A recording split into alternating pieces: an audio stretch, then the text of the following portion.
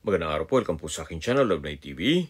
Patalasasan po, meron po ba kayong mga properties na napapabayaan or non-performing assets? Plan nyo ibenta, pero wala kayong oras sa pagbibenta nito. Kung ito'y pagkakatiwala nyo po sa amin, tawag lang po kayo sa aking numero, usap po tayo, gawa ko po ng video for free. Yes, libre po, wala po kayong babayaran. Tutulungan pa namin kayong mabenta ang inyong property. Kami na po bala sa marketing, sa boosting or paid ads, even sa tripping. Hindi na po kayo mapapagod sa pag-entertain ng mga buyers. Kami na po bala sa lahat. Tawag lang po kayo. Nandito po tayo ngayon sa Cabuyao, Laguna kung saan meron po tayong bagong video presentation. Isang brand new 2-story house and lot na may lot area 180 square meters at may floor area 180 square meters. Meron po itong 5 bedrooms, 5 toilet and bath, may kitchen, service area, at 1 car garage. Nasa loob po ito ng isang exclusive subdivision na kumpleto po ang amenities gaya ng clubhouse, swimming pool, parks and playgrounds, basketball court, at marami pang iba.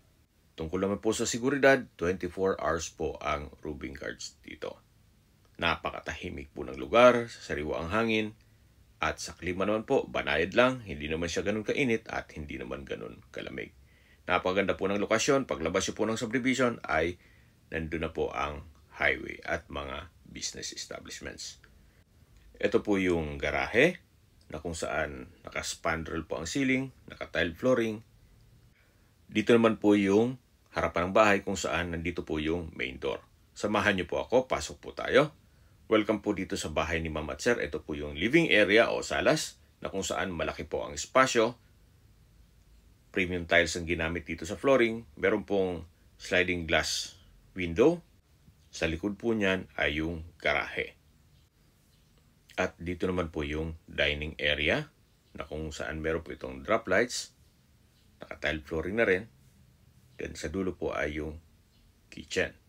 May kitchen countertop at nano black double tub stainless sink with faucet. Sa dulo po nito ay meron pong spasyo para sa refrigerator. Then ito po yung breakfast nook na may drop light. At dito naman po yung sliding glass door na papunta sa service area. Na kung saan meron po itong tiled countertop at stainless sink with faucet. Then dito naman po yung way na papunta sa garahe at yun po yung main gate. Balik po ulit tayo dito sa loob. So mula po dito, ito po yung dining area. Then dito naman po yung breakfast nook. At yan po yung formal kitchen. So mula po dito sa dining area, lakad po tayo. At dito naman po yung living area at yung main door. At ito po yung first bedroom. Naka-solid wood door. Malaki naman po ang espasyo nito. Ito po yung naka-tile flooring.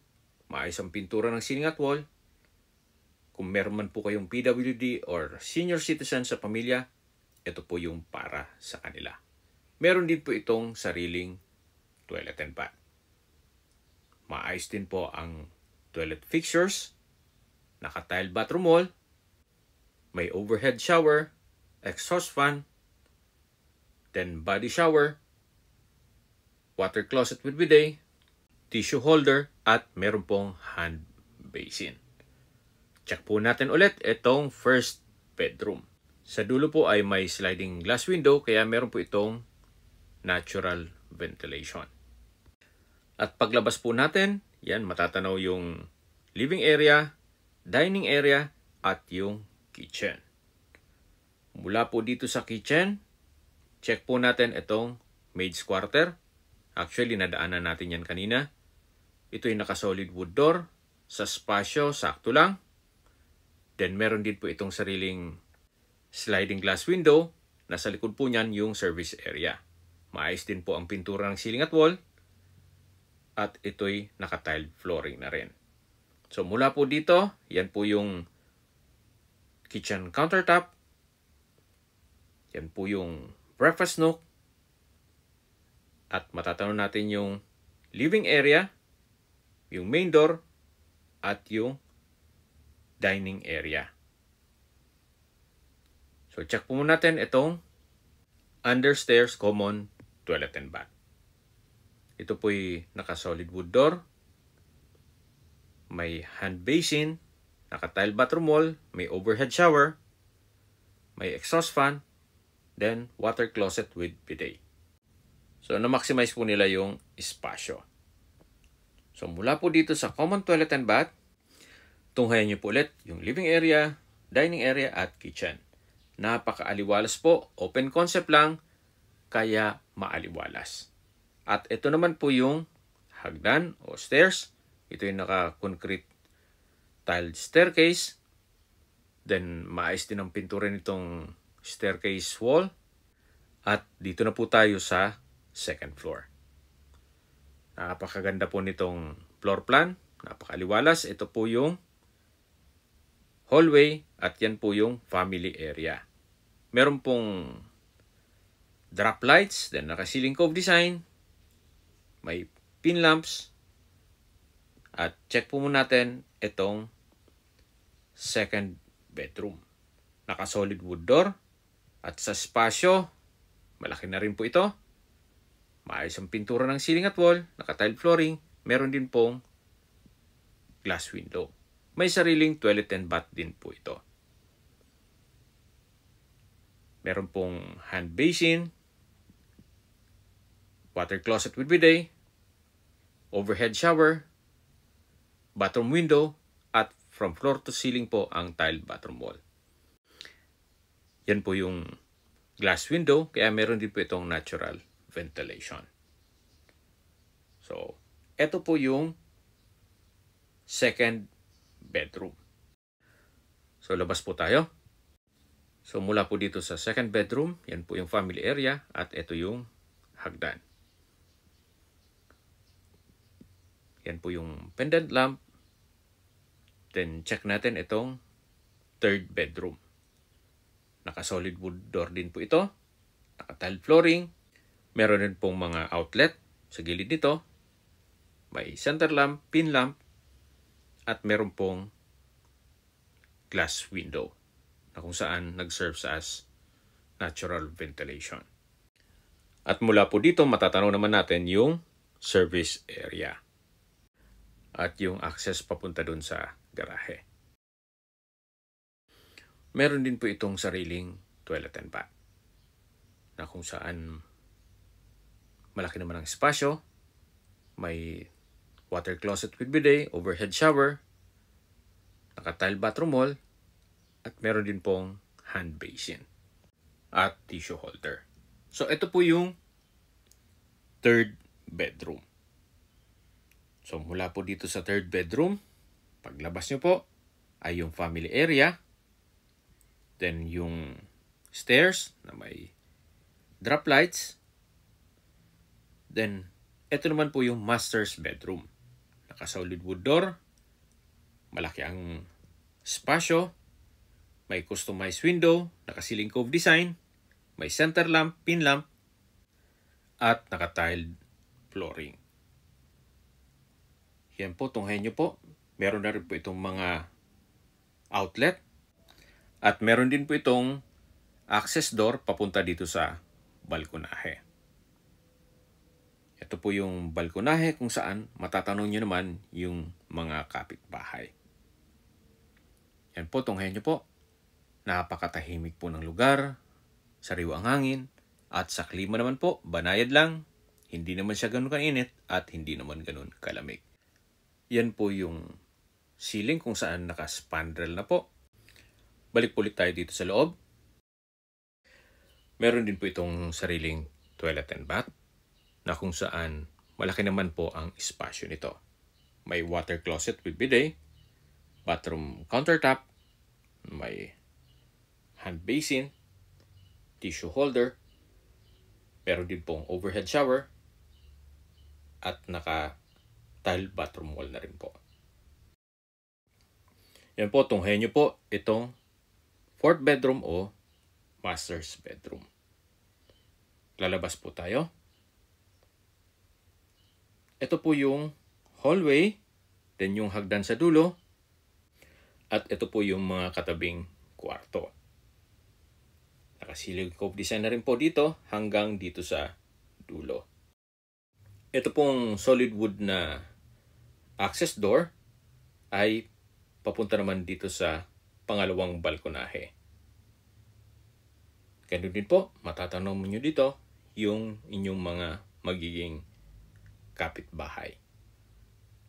At tungkol naman po sa seguridad dito sa loob ng subdivision, meron pong 24 hours security. Then meron pong flute type design, itong wall na may wall lamp. Then ito po yung awning type design na customized window. At balik po ulit tayo dito sa family area. Actually, itong spasyong to ay pwede pong gawing another room. Kung sakali pong malaking pamilya kayo. Yan po, tunghayan nyo po itong second floor bago tayo bumaba. Yan po yung tinutukoy ko, itong family area na pwede pong gawing another bedroom. Meron pa siyang access sa balkonahe. So bababa po tayo at habang pinagmamasdan nyo po itong buong kabahayan, pag-usapan na natin ang distance, location at travel time. Mula po sa main road o paglabas ng subdivision o Manila South Road at Global Medical Center at Walter Mart Cabuyao, ang distance is 550 meters at ang travel time is 2 minutes. Kung lalakarin po ay mga 14 minutes walk lang. Yan po yung lagi kong binabanggit sa aking video na dapat nyo i-consider sa paghanap ng property, yung meron pong malapit na hospital. Hindi ko naman po sinasabing sakitin kayo, yan naman po ay for emergency purpose lang naman. At mula naman po sa Centro Mall Cabuyao, ang distance is 1.5 kilometers at ang travel time is 4 minutes. Mula naman po sa St. Vincent College, ang distance is 2.4 kilometers at ang travel time is 8 minutes. Mula naman po sa Pamantasan ng Cabuyao, ang distance is 4 kilometers at ang travel time is 12 minutes. Mula naman po sa South Luzon Expressway, Toll Plaza, Cabuyao, exit, ang distance is 5.9 kilometers at ang travel time is 14 minutes.